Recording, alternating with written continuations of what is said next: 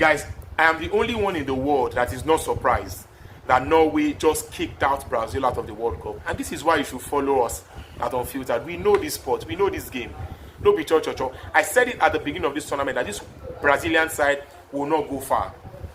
Because it is a very, very different Brazilian side. The Brazilian side of the 2022 World Cup was still decent to watch because they still had the Neymar, even though he got injured at some point.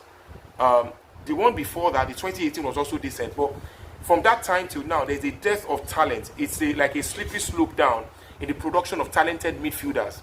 A typical Brazilian side does not rely on a player like Vini. He's a good player, but I think he does too much on the ball. He touches the ball. He likes to hog, the headline and makes the ball. the game around, about him. And I think that's why they suffered. Yeah, Brazil don't do a lot of running. Typical Brazil side, they have what Pelé called Ginga.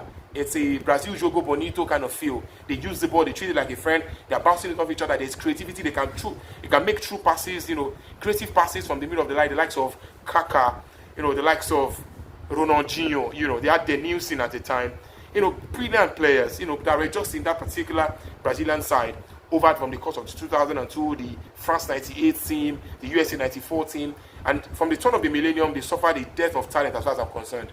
And today also, Don Carlo Ancelotti has to take some blame. He's a senior coach. You cannot teach a coach like that how to coach. There are some coaches that when they do something, you leave it because they are senior men. But Don Carlo today dropped the ball. Martinelli can never, even when he's retiring in his career, when he's in his 30s, he will never do well as a 10. He never had that foresight of vision. All he has is a pace, a lot of pace. So put him on the wing.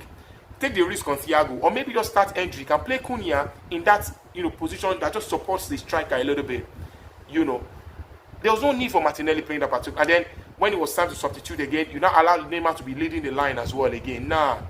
It's some one or two conversations. Brazil needs to look at themselves in the mirror and channel a way forward. The good thing is that they still have Ancelotti for the next World Cup as well.